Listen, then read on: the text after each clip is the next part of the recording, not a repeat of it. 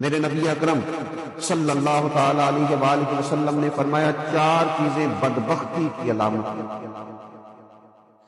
تو فرمایا کہ آنکھوں کا خشک ہو جانا، کبھی بھی اللہ کے خوف سے ان میں آنسوؤں کا نہ آنا بدبختی کی علامت ہے۔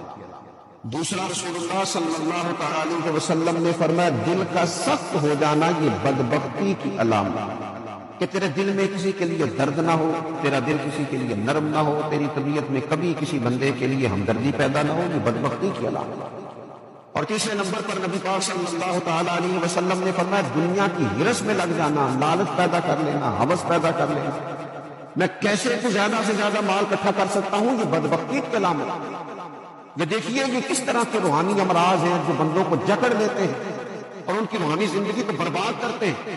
چوتھے نمبر پر میرے نبی پاک صلی اللہ تعالی علیہ وآلہ وسلم نے فرمایا لمبی امیدیں وابستہ کرنا۔